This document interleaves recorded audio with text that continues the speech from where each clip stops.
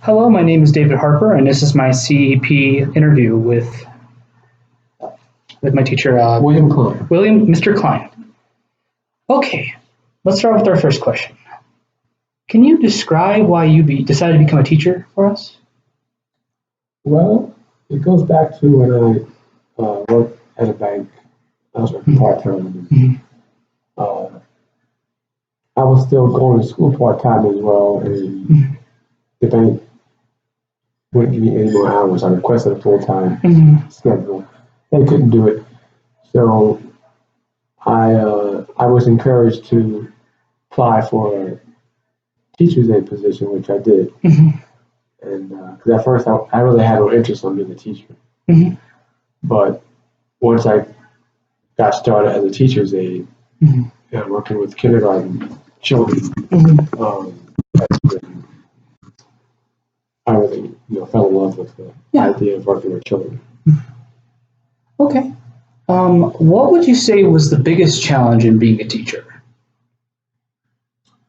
I would say the biggest challenge of being a teacher was, uh, I would say, filing for all the licenses and licensures Mhm.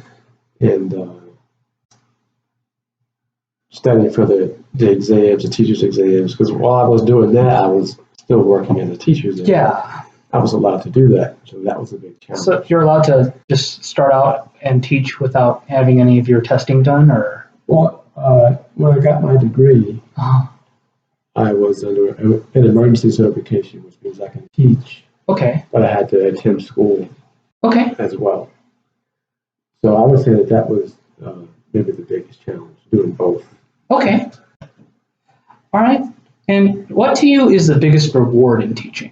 Like, what makes it all worth it in the end? Well, to me, what I find very fulfilling is when the students are understanding what you're trying to teach them. They retain the information, Mm-hmm.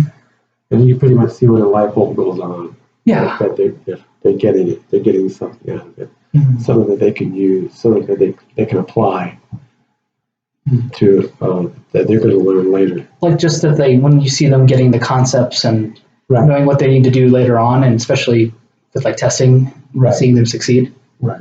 Okay. And what advice would you give to someone considering becoming a teacher? Like, what would you say for someone like me who's new in the field? Like, what do you recommend I do to start out my career? Well, what I recommend that you do first is to make sure this is what you really want to do. Oh. If this is in your heart, Mm-hmm. and once you pass that, then just have fun with it. Yeah. Make sure you're implementing something hands-on for them to do, Mhm. make it fun, Yeah. and just get to know your students. Mhm. That was one thing I had issues with actually. When I last semester, I had taught at a place called Vista Middle School in Las Cruces, and in there I had to once a week I'd go to no twice a week, excuse me. I'd go to see what was his name, Mr. Romero, and he was the band director over there. And I had to work with all these different kids, and I didn't know their names, and it was like really hard for me to know because half the time my audience for who I'd be teaching is different. Because every time I come, it's a new class because they shift around. Just for learning kids' names, do you just what would you say like was the best way to do that? Well, you could start off with name tags Mm-hmm. if it's a class that you're seeing regularly, Yeah.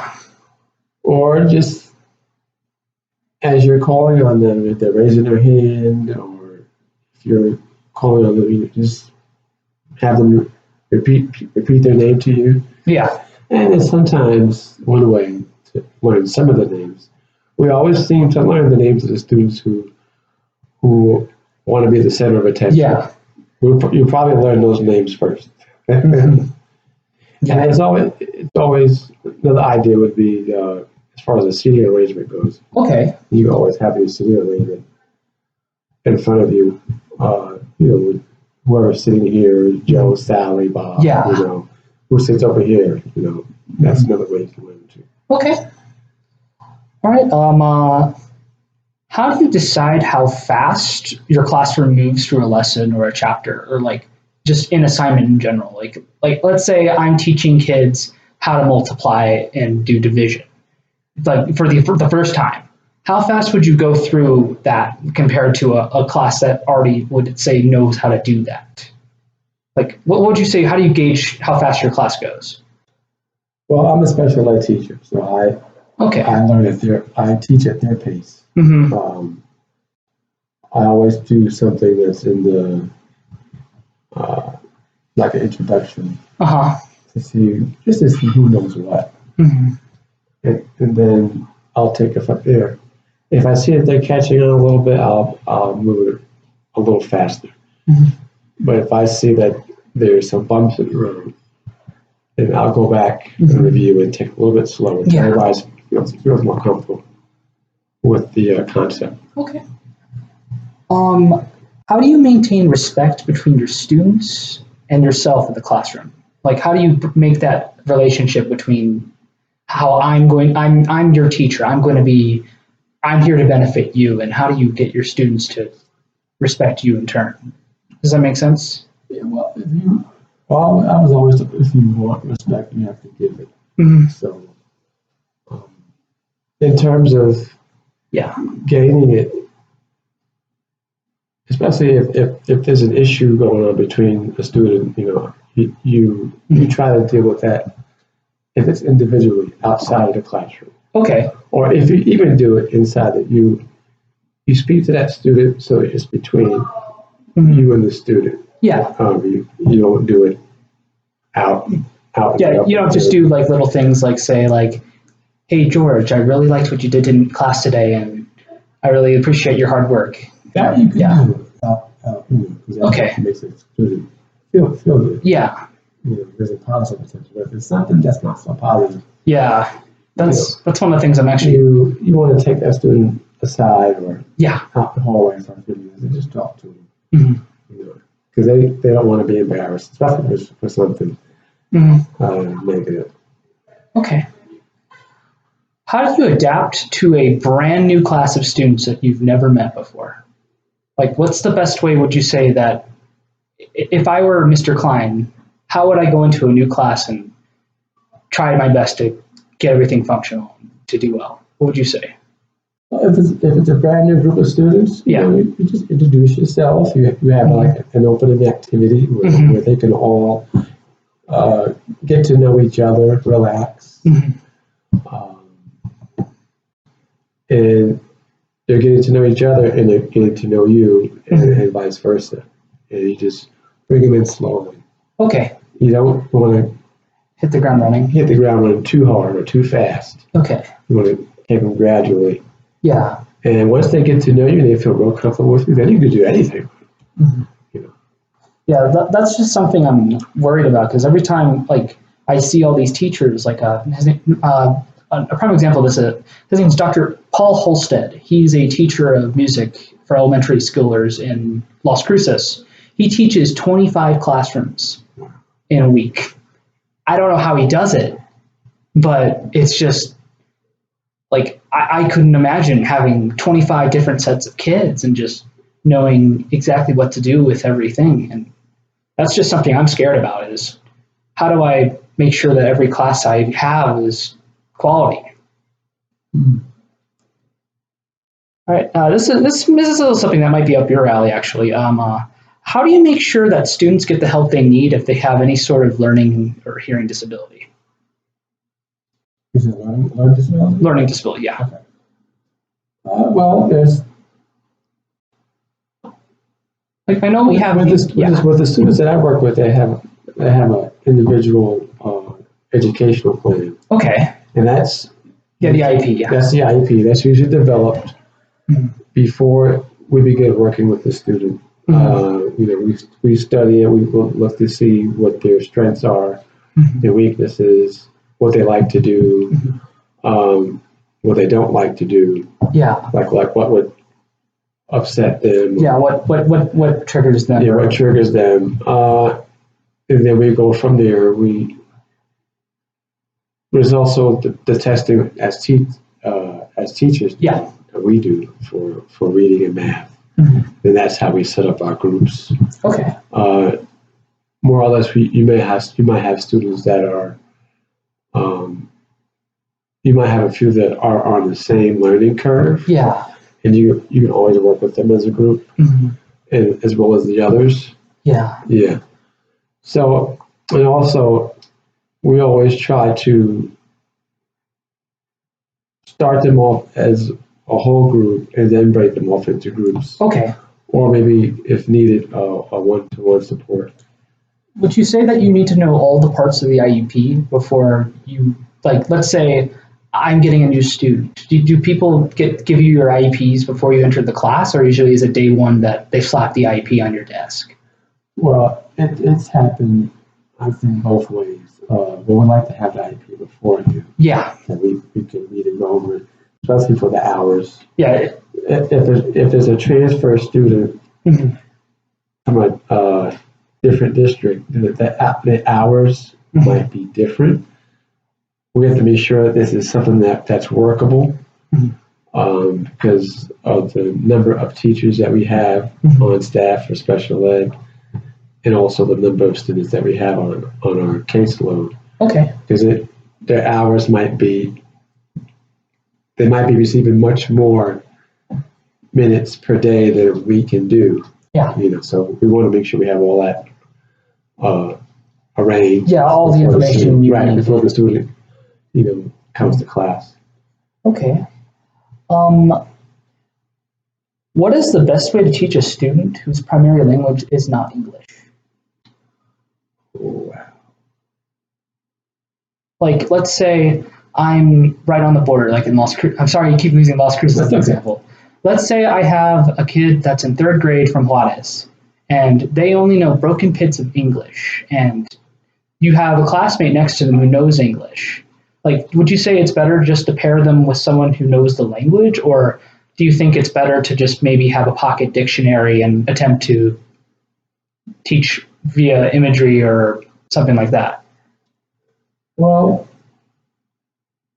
if we're fortunate enough to have a student who understands both languages, that's great. Yeah. Then that we can partner those two up. But more than likely, that's not always the case. Some students might have a personal, an individual EA. Yes, yes.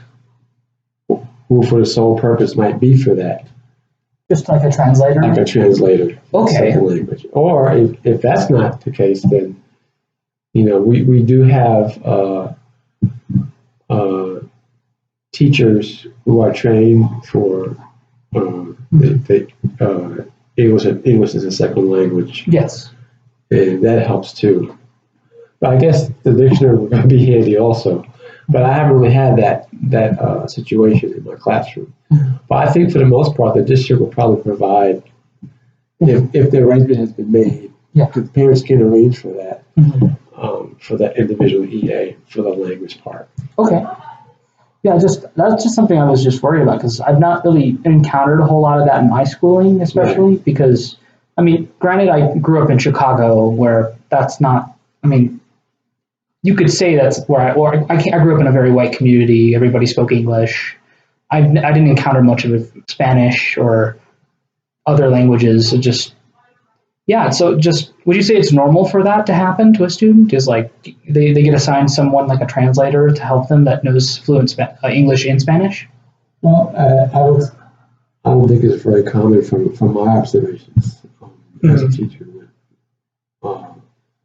I know we do have translators to come to our IEP meetings. Yes. But I think, if I'm not mistaken, the translators are very few in the district. Okay. And sometimes it's kind of tough to get them to come to a meeting because they're spread out so far and wide. While we're on the topic of IEPs, who do you think should be at an IEP meeting? Do you think all the parents involved should be there, or do you think that a student should be able to dictate who shows up at an IEP, or what do you think? Well, For starters, the student can't really dictate unless they're at a certain age. Okay. who's going to be there. Who I think should be there should be the parents. Mhm. You know, what most of them they are there. The teachers, the IEP specialists, any type of form of related services that the student might be getting, whether it's speech, Okay. occupational therapy, social work. Everybody's there. Okay. There we go. All right. That's what I want to ask. What would you say is your teaching philosophy? Like, what defines your style of teaching? Like, what do you value the most with your teaching? What I value the most in my teaching is just to really get to know my students first. Mhm. I value their ability to apply themselves to learning. Yeah. Because they all have different learning styles. Well, Sorry, fly. so first and foremost, I want to adapt to their learning styles so I can make their learning more engaging. More engaging. More engaging, more interesting. I always got to push some fun in it somewhere, Mhm. just to lighten them up, and they're not sitting there bored. And now we're incorporating a lot of movement Mhm. in our classrooms. Movement, whether it's brain exercises, Yeah. or taking them for a walk around the building, just to keep them alert, keep them awake. Because some of our students, they like to stay up late, or Yeah, they don't have the energy, They don't or have they energy. have way too much energy, yeah. or they just need some sort of outlet. Yeah, but getting back to the question, I like to incorporate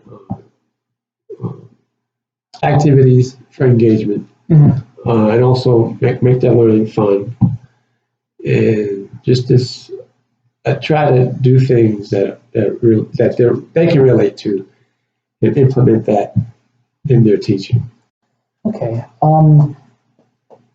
Do you think that learning styles are prevalent in today's learning, or do you think that like learning styles are completely like they're non-existent? Like, do you like when you teach a class and you have the same information you're teaching? Do you think that having this class learn the same way is important, or do you think that as a teacher, I should try and make it so that I have 3 different ways to say something all the time? I think you should have at least 2 to 3 different ways to say something or explain something. Mm-hmm. In my experience with parents who are engaged with their children at home, Mm-hmm. whether they teach them how to read or math, they may have a way that they're teaching how to, let's say, multiply, Yeah. and I have my way to teach them. I tell them whichever way you feel is more comfortable for you, as long as you're getting the correct answer, Mm-hmm. and you've adapted to it, and you've mastered that style of it, then go ahead and do it. But if they see the way I do is more easier, of Yeah. course. Mm-hmm. I say learning styles are prevalent because I know for me, all of my students aren't learning in the same way. When I'm teaching, I know I'm teaching. I try to use different ways I'm teaching that concept. Yeah. Whether it's with a video, an activity, up on the board, or a game, Yeah. anything that they'll say, "Oh, okay, I got it." Before I actually take off today, we're nowhere near done. I wanted to actually show you an article that we have in class. We have a professor that was from a school of psychology that was saying that learning styles actually aren't real. He thinks that they're bogus. And I thought I'd like to get your input on that after we're done with the interview. Sure. Okay. How do you deal with problem behavior in your classroom? Let's say I have a student who's actively speaking out when I'm teaching or doing something they shouldn't be doing in the class. Like, what's the best way to let them know what they're doing is because let me stop you there real quick.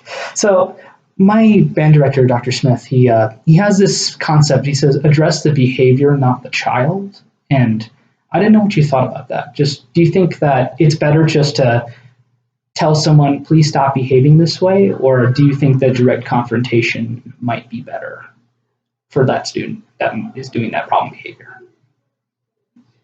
Well, I know speak with the student first, firsthand. I address it, address the behavior first. And the student continues to do it, then I get the parents involved to see if this same type of behavior goes on at home. Yeah. And the third thing I would do is to try to develop some type of functional goal for the student that might help with the behavior. The student might need we call it a behavior plan, behavior intervention plan, where we try to see what the behavior is that the student is displaying. I believe we call it, and then we have a target behavior, the behavior that we want to see. And then, so we develop a plan where we try to use what the students' interests are, what they like to do, and push that in and work it in as like some type of reward system where, let's say, for example, the student likes to draw. And they're constantly drawing when you're teaching. So if you say, okay, look, if you can give me 10 minutes, 10 straight minutes, when I see you're engaged and you're on a task, I'll let you draw. I'll give you 5 minutes towards the end of the period, and it'll be a free time to draw. And that's just an example, and that may work. Just giving them a carrot. Just giving them an incentive. Yes. Incentive to think about. We try not to. I try not to go towards as far as creating a behavior plan, but sometimes that helps because that behavior plan can follow that student through the next year, but it will have to be re-examined in case it needs to be updated. I try to work with behaviors, keep it in my room, and deal with it. If the student needs to change their seat, I allow them to change their seat. If they need a quiet area, that helps. If the student needs to sit in the hallway and work, because sometimes there's distractions that may keep that student from being engaged. They can sit out in the hallway. Or if the student needs time to either sit with me one-to-one or with my EA, whatever works for that behavior. And sometimes, we may have to have someone come in, and another teacher or an administrator come in and sit with them just for a few minutes and learn. That usually alters the behavior as well. Okay. All right. Now onto the fun topic, parents. So, what do you recommend that as a starting teacher? What's the best way to keep your parents happy? Communication. Just communication, communication. Whether it be by phone, email, communication, or parent letters, newsletters. Let the parent know what's going on in the classroom, what you plan to do for the week or the month. And, do you like to host parent-teacher meetings a lot to let them know that how they can be involved in their child's education? Or well, normally we do that. I believe we do that twice a year. Okay. But if need be, if you feel you need to have a separate meeting with your parents, you can do that. You can call the meeting. And also, if you feel that an administrator needs to be present at the meeting, you can do that as well. But most likely,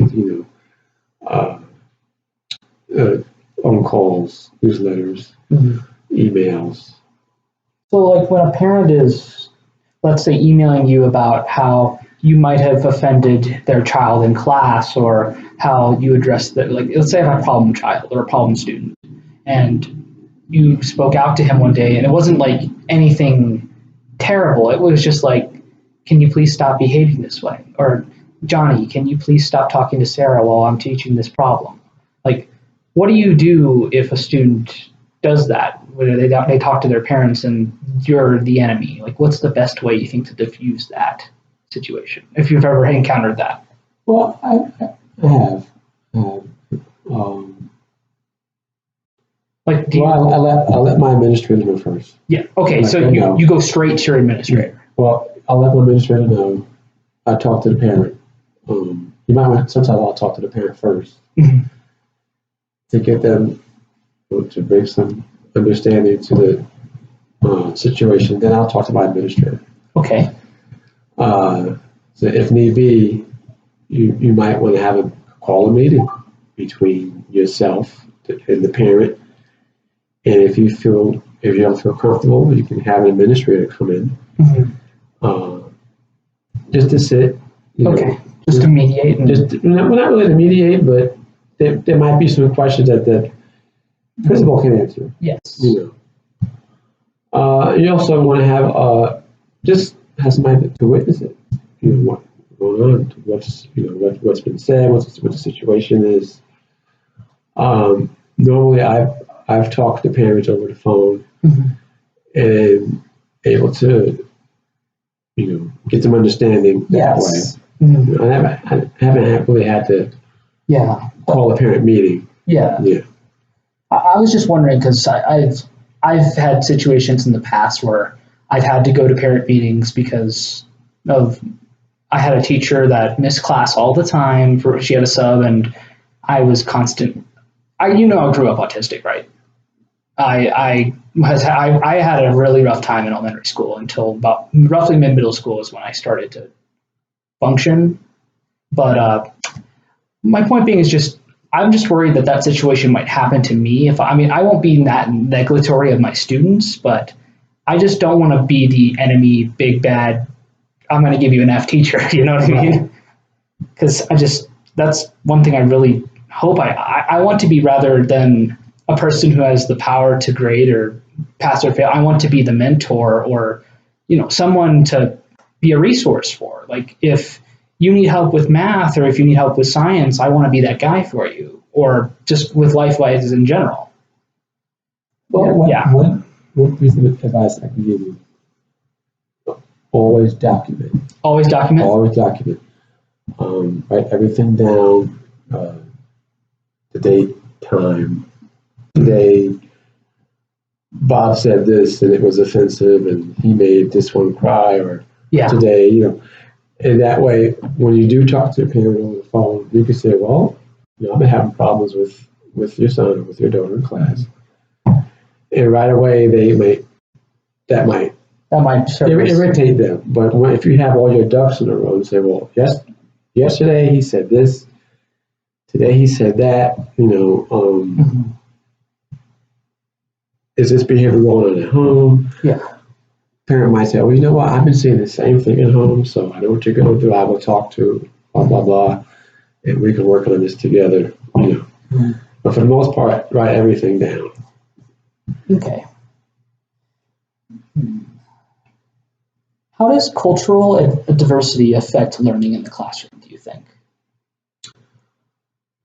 Like if I have, let's say, I have a group that's from Chihuahua, Mexico, and I have another group from Hong Kong, China.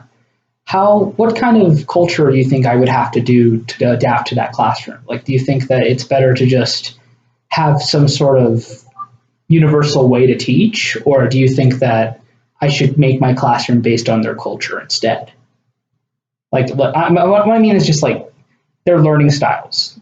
Like, do I have some sort of universal way to teach any type of person, or? Well, you can implement their culture into your lessons. Okay. Sometimes that makes the student feel more comfortable, and whether it's where they're from or things that they like to do. Just have more of like relatable concepts. Have relatable concepts. Okay. Okay, that'll engage them even more, and also it'll give them something to share with the class, other than sharing it on your own. Yeah. If you're teaching a class on, let's say, music from like, I don't know. Yeah. Music from Japan. Music from Japan. Yeah. Famous artists from Japan, and you have a student who's from Japan, or a grandfather or parents, and they may know a little bit, and then you'll start teaching it, and they'll go, "Oh, I heard about that." And then that'll open them up to want to share some stuff. the reason I brought up this question was because I've experienced times where my style of teaching, where I'm energetic or I'm out in the open, I'm talking about things that I've done in my past. Some of those kids won't get it. Like they won't understand how when I grew up in farm fields of Indiana, I have a very different lifestyle. I have a very different way of talking versus what what they might do in New Mexico. Like, I mean, I've been in New Mexico for 9 years now, but I'd like to go teach in Texas, and I have no idea like what the culture there is. Mm-hmm. And that's the reason I want to bring this up, is because like I know I use different countries as an example, but that was the whole thing. Like if I have two sets of knowledge, two sets of ways people behave, what's the best way to like adapt to that? Well, you always want to share where you're from. Okay. Your students will probably find that so interesting. Oh, our teacher's from Indiana. He does this. Mm-hmm. We don't do that, but that sounds interesting. Mm-hmm. You know, because that's your way of opening up to them. Yeah. You know, it doesn't even have to be about where you're from. It could be what your favorite hockey team is, and you have your pennants behind. Yeah. And you might have some students who like the same team, and you can talk about the game the next day. That's what the teacher across the hall from you does. She has her pennants on the wall, and mm-hmm. she talks about the game to them, and some of them like hockey, some of them don't know what it was, so at the end of that, it becomes like a little mini lesson. So I think to put up the best thing you can do is you can talk about where you're from and what life was like growing up there, and mm-hmm. You might even want to have a few pictures, not a whole lot, just a few pictures of... Just enough to diversify yourself? Right. Okay.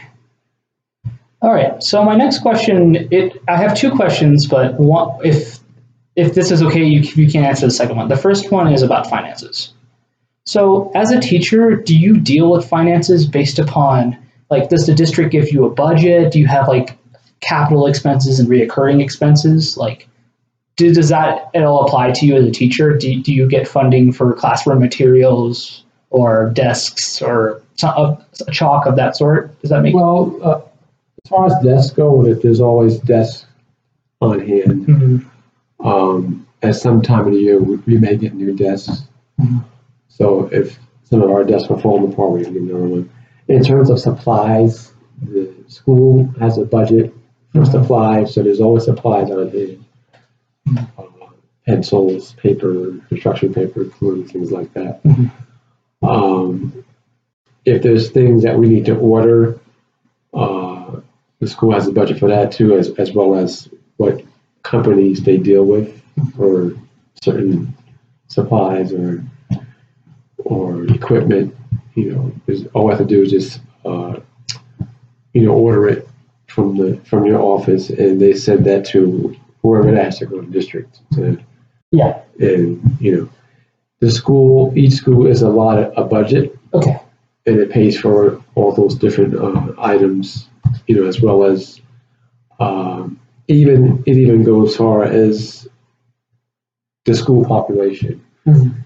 If we have 1 year 400 students, and then the next year we have like 200 more because a whole different slew of houses went up, mm-hmm. we can receive a budget to get one more teacher or two more teachers. Okay. Yeah. So it's all about the budget. So onto the concept of finances again. Let's say I'm a teacher of 200 kids. I'm in a band classroom, and I only have one TV that's small, and not everybody in the class can see, and I have to use this television constantly to show them tuning or show them professional ensembles and show like let's say I teach via video that way. If I went to my district and asked them for a specific equipment or something like that, if I was going to request something that I did not have the budget for, like what would be the best way I would go about doing that? Just, do I go to my principal and say, I have one television for 200 kids. Is there any possible way I could get a second one? Or just to enhance my learning environment? We would definitely talk to your administrator. Okay. Your administrator should have a budget of an allotment set aside for those types of larger items or supplies that you may need. I know nowadays, I don't know here in Albuquerque, I'm not sure of what it's like in Las Cruces. It's probably the same. It's probably the same. Each teacher has a smart, I call it a smart board. Okay. And if I chance that the classroom that you're in doesn't have one, there might be one on hand that you can use, or your administrator will order you one. Things like that you can get through your administrator. You might not have to go to the district per se, but you can work that out with your principal. Okay. And more than likely, they'll be able to help you. Okay. Now on to the concept of like something I'm going to have to deal with, which is big classrooms. So if I have a class, let's say about 100 or 200 kids, what's the best way that I can make sure every one of those kids has the best education that I can give them? Like, what's the best way to teach a large group of people? All at once? Or one Yes. class? I'm going to have to do that. That's something I'm worried about. I didn't know if I know as a special ed teacher, you haven't had that big of a classroom, but like, Right. what would you consider to be a bigger class? Like, what would you say would be the best way to make sure everybody, like, let's say someone who's in the back feels like that lesson might not pertain to them. How do I get it so that all the students are involved and all the students benefit? Well, being a music teacher, you're probably already doing things that are hands-on. Yes. I would say if you're teaching instruments, let's stay away from the instruments right now. Okay. Like, what if I'm teaching, let's say, how to read music, like something that's like contextual and they have to be able to know and they can see on a piece of paper, or let's say I'm teaching about an article about the John Philip Sousa Band, and I'm having students read and learn about this. Like, what's the best way if, let's say, someone doesn't understand the majority of what's on the page? Like, do I just go and assist that one student who's having issues, or do I just let the other 80 students on their own and do their own thing while I'm assisting the people who don't understand? well, I would say the best bet, if you're doing an article or teaching music theory, first, understand who needs the help, Okay. and then you take your lesson and you incorporate groups. You have a group that you know for sure they can work on their own. Two groups, the other two or the three, you may have to schedule them in during the course of the period. Okay. The ones that need the extra help understanding. And of course, for that many students, I would hope they would give you like an assistant. Yeah. Or two. Usually they have two people teaching. Yeah. They have a band director and assistant band director. Oh yeah. Oh, absolutely. But in some cases, it's just one. And that's something I'm going to be a little worried about, because I've seen classes in Texas, they have 200-300 kids in one room. Like, how do you become the overlord? You know what I mean? Well, like I said, I hope you have an assistant. Okay. How do you reinforce your driving points for what you were trying to teach? Repetition. Repetition? Repetition, especially for when you're teaching a new concept, or if there's a concept that you're sure that the student is struggling with. Repetition. Okay. And repetition, one-to-one support, and informal assessment. Do you think having students write down a key concept over and over again will help them? Or like, let's say I have students say, I will divide whenever I see this sign. Do I have them write that 5 times for repetition? Or do you think that that's not an effective way to teach? No, I would say that just practice. Practice? Okay. Practice. And keep practicing. homework. Mhm. Homework always helps. Okay. If they're doing it, that's a whole different story. Yeah. But practice in the classroom. I know during the regular school year, I might give them something like an opening Okay. warm up problem or warm up problems, and then we'll go over them as a class, Mhm. and then we'll go over them again in the morning. But when they first come in, they just practice. And we also have an online lesson that they get where they'll see those same problems again. Mhm. And it can be reprogrammed so that they'll see it over and over until they get it, until they understand it. And then we'll move on. But I would say a lot of practice. Okay. Because we get students who may mistakenly see the word from and they'll say of. Yeah. Or they'll add when they should be subtracting and vice versa. So it's, just practice. Okay. What is your opinion on removing students from a classroom for bad behavior? Are you an advocate of that, or do you think that students should be in the classroom at all times? It depends on what the bad behavior is. Like, let's say I'm an outbursting child. I'm making learning impossible in the classroom. Like, do you think it's better just to, let's say, move the child to your office and have them sit there in the office away from the kids? Like, why I'm asking this is just because I've encountered a lot of this where I just see students just sitting outside of their classrooms. And I didn't know, like, is that a normal behavior that teachers do whenever a student becomes a problem? Do they just throw them outside the classroom? Well, I don't throw them outside the classroom. I may sit with that student while I'm teaching. That way, because sometimes students do the outburst when they don't understand something. Okay. And that's their way of coping. Yes. More or less. Mm-hmm. So I'll either sit with that student one-to-one, or I'll have my assistant sit with that student, or I'll have another student partner up to help them or help them along.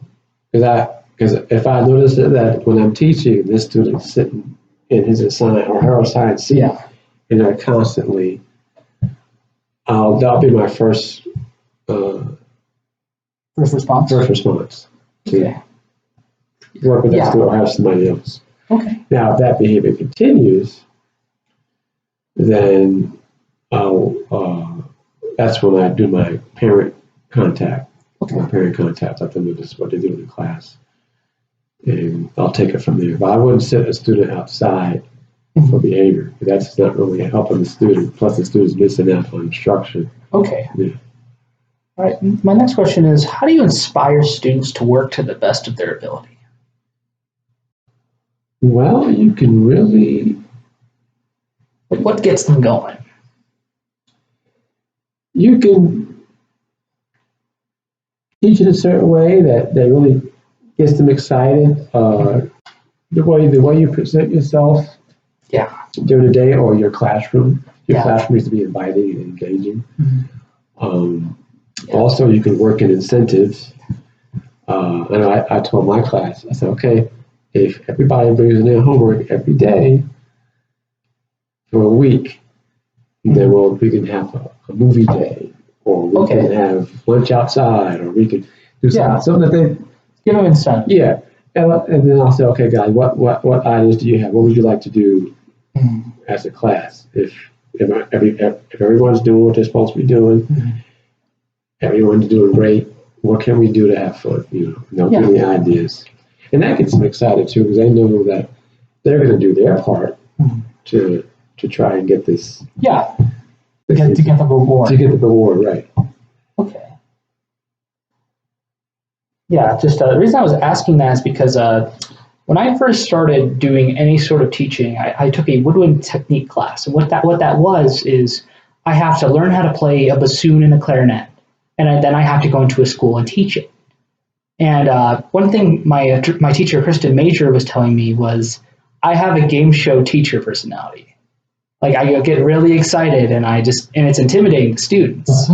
So I didn't know, like, I didn't see, like, I mean, being passionate is great. I just think sometimes, like, I might be too passionate about something where, like, you get me talking about why I love music. I'll talk for like 5 hours about, like, why this is something you should do. But I just didn't want to be that teacher that intimidates his students based on everything he does. Does that make sense? Yeah. Okay. So as a teacher, how do you define someone who is successful in your profession? Like, what defines it as a bad teacher or a successful teacher? I would say a successful teacher gets their students involved, sees results. Students are really excited about going to the class, like going to the class. Mm-hmm. Parents are happy that their child is happy that they're in class and they're seeing results at home when they're doing their work. And also the parent conferences. I say a successful teacher really tries to reach back and finds the interest of the students and uses that. But being aware? Being aware. Okay. Yeah. So I would say a non-successful teacher isn't really aware. Okay. Is not trying to really implement anything that would be beneficial to the students' learning. Yes. Not present, not really involved, Not really, yeah. Okay. Next, I'm going to go on to the concepts of information and testing. So when you're a teacher, what's the best ways that make students retain material and to prepare them for their exams? Like, and of course, PARCC testing now, I think that's what it is here, or just like how do you prepare them for tests? What's the best way to do that? Well, you really can't prepare tests like the state tests, the PARCC test, which is kind of supposed to be done with any type of state testing.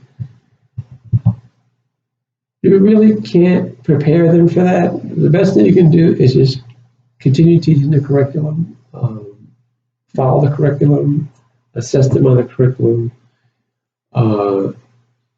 You can try going above and beyond a little bit and teach them something a little extra. That way, if they do happen to see that particular question or reading passage, something similar to it on the test, they're comfortable with it and they're not anxious. So you can go as far as getting sample questions that may appear on the test. Okay. But sometimes that may be questionable.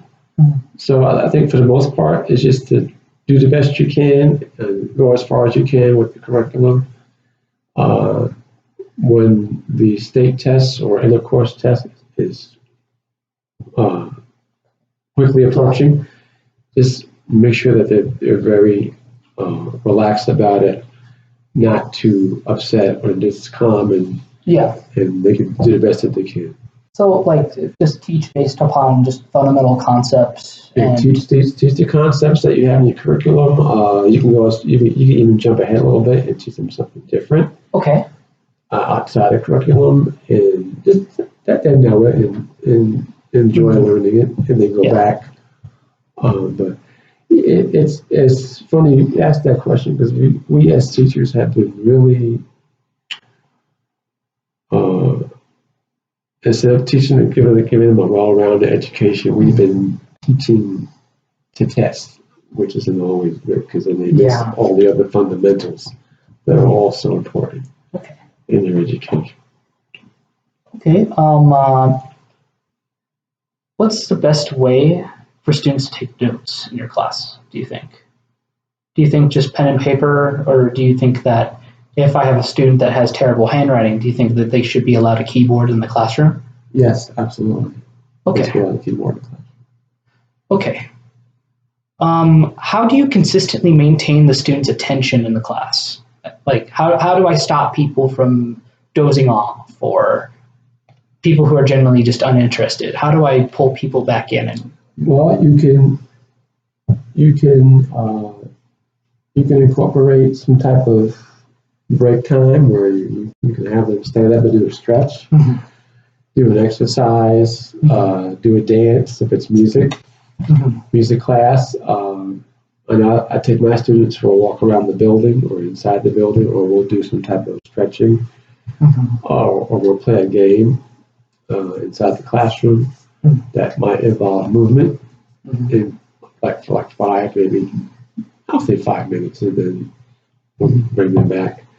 Because yeah, you're going to have some students who didn't go to bed early that night, Yeah, or they get bored easy, and you want to keep bring them back in, have them tune in, yeah, get them engaged. So yeah, you have to have some type of brain break. yeah. Just following on top, like keeping them motivated. Like, do you think that keeping them motivated, like, how do we keep them motivated all the time? That's the biggest question I have of that. Yeah. I think one way to do it, you can use a timer too. Okay. Timers work out pretty good. I mean, I use one in my classroom. Mhm. At the beginning of a task, you say, okay, I'm giving you 10 minutes to do ABC. And they know that they have to have it done in 10 minutes, or at least some of it done, or at least have an understanding of what they're doing, Yes. because then you're going to go over it. And then you move on to the next task. I know some teachers do a visual schedule Okay. where they have some pictures on the board that represent what they're going to be doing for the day. Okay. Like task number 1, let's say they're going to play a hands-on game. There's a picture of a game. And task number 2, they're going to be practice writing. So as each task is going, you have a student that will take the board down, take that picture down, and they can see what's expected of them, and they can see how their day is progressing, and it kind of makes it a little bit more intriguing. Yeah. Okay. What is the best way to reinforce good behavior in your classroom? Like, let's say you have a student who found out someone in your class is having a hard time doing reading. Let's say like they have very hard times reading big paragraphs. Like, if I have a student reading a paragraph on how the Constitution was formed, and that student's having issues reading, and you have a student that comes over and helps them, do you like would you consider that to be good behavior? And like, how would you reward that student? Like, how do you make it to the class known that like that kind of behavior is what I want to see in the class? Well, I guess there's 2 ways you can do it. You can let them know offhand, what's expected of them, and what you consider acceptable behavior, or you can do it.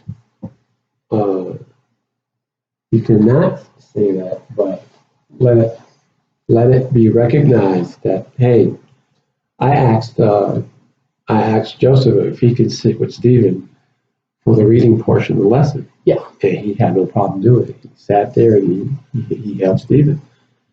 And you could then pull Stephen aside and say, Joseph aside, and say, hey, I really appreciate what you did today. Thank you. Thanks a lot. Here's a sticker, or I'm going to give you 10 extra minutes on the computer later. Okay. Just remind me. And you could do that in front of everybody, and they'll say, oh, yeah. If I do that, maybe I'll get extra 10 minutes too. And then it'll just spill over. Yeah, just that culture will be set. And so you're setting a precedent with the whole class, and plus you're giving some encouragement to the one that was doing the helping. Yeah. Okay. What is the best way to accomplish goals in your classroom, such as personal growth? Like, what would you say is the best way for someone to grow or to accomplish goals? Like, I got a good grade on a test, or my class passed with the highest grades in the school for standardized testing. Well, my philosophy on that is don't teach with the expectation that you're going to have the best grades in the school.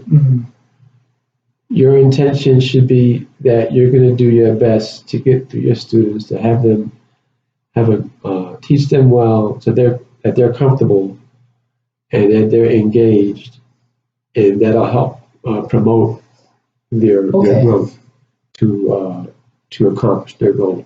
Okay. Yeah. Because if you're right away saying, well, we're going to have the best grades in school, or we're going to do this, we're going to that, you don't want to. You can do that, but keep in mind that there might be some obstacles, but that Yeah. not just you have to cross, but you and your class have to cross. Okay. Because you don't want to set yourself up. You don't want for failure. to. You don't want to set the bar too high. And Right. You instead, would you say it's better to have like a medium plane where if the students get past where you want them to, that's great. And Absolutely. Okay. Absolutely. If you have a student who's, if his goal is writing, Mhm. and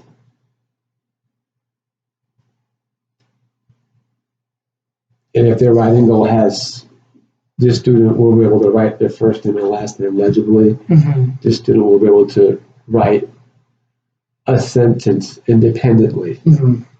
If they don't do so well with that sentence, but they will learn to write their name legibly, then that's a win for them. So Okay. that's, I look at it that way.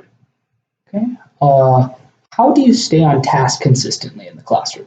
Like, I know we're all human, and sometimes we branch out and crazy things. Like, we once had some birds come in our classroom before that were exotic because we had our zoo come down and they were showing off for an assembly, and the birds got loose, and all the kids just went crazy. And like, what would happen if I ever had that situation happen? Like, how do I keep my students to stay on task even if some crazy event happens around me? Well, you probably won't be able to do this. No. For the moment, as teachers, we learn that whatever we have planned for that day Mhm. may or may not occur 100%. We may have to continue it the next day. So would you say that you sometimes overplan with a lesson plan? Like if I go into a class, I have a 50 minutes of what I could be doing in a lesson plan. It doesn't always go according It to. doesn't always go according. Okay. So there's no controlled lesson plan. Well, you know, it can go be controlled, but like you said, something might happen. Yeah. Where everything has to stop. And Mhm. if there's time left in that period, you can take it from where you left off, or you just pick for the next day. Okay. My second to last question is, how much homework would you say is required for students to learn content efficiently? Like, I've seen instances where I have been in classes where there's only been 8 homeworks, and the students pass the class and they get out, and then once that topic comes back, they don't know what to do. Like, do you think that having an abundant amount of homework is beneficial, or do you think that sometimes there could be too much homework? Well, you don't want to give too much homework. Mm-hmm. You don't want your students sitting at the table or the desk or wherever they do their homework at home to be sitting there for more than an hour, or even not even that much. Mm-hmm. I know our son, when he was coming up through school, he had at the table for at least 2-3 hours, Mm-hmm. or sometimes I would sit with him up through the night. So I know that's a topic that we teachers discuss between each other or the administrator. I know I give homework Monday through Thursday. Okay. Okay. What I used to do, I would give them, let's say, a worksheet home. Yeah. One worksheet a night. Mm-hmm. But then I saw that wasn't really being returned or wasn't working. So I started doing in the past year a packet. Mm-hmm. They would get 2 to 3 worksheets on Monday, and then it's due back on Friday. Mm-hmm. And that kind of seemed to work out better because it spreads it out. They're not at home every night, Yeah. Stressed out or whatever with their homework. And also, if you let the parents know, hey, this is what our homework for the week is. Okay. And then in their agenda, that sometimes that helps too. Okay. But I'm a firm believer in homework because it's practice. Homework You with know, practice. It's practice. The purpose of homework is practice Okay. to help reinforce the skills that they're learning. Okay. Yeah. And my last question for you is, when you became a teacher for the first time, when you were interviewed, what sorts of questions did they ask you? Wow. Like, do you remember anything about the interview process when you first became a teacher? Like, did you have a board of people you had to talk to? I've had a board of teachers and administrators. And they would present different scenarios to me and how I would address it, how I would handle it. You know, kind of similar to the questions that you're asking me today, were part of the interview. Okay, I'm just gonna be honest with you. I came up with all but 4 of those questions. But these are just questions I had, and I didn't know if that made any sort of like correlation with like what it's like to be interviewed in the real world. You back east, I was only interviewed by, I think, one person. In Rio Rancho, there's always a panel. Mm-hmm. In Albuquerque, it was just me and the administrator. Okay. Yeah. So I guess it varies by district or state. Okay. All right. Well, thank you for your time today, Mr. Klein, and this concludes the interview. Thank you so much. You're welcome.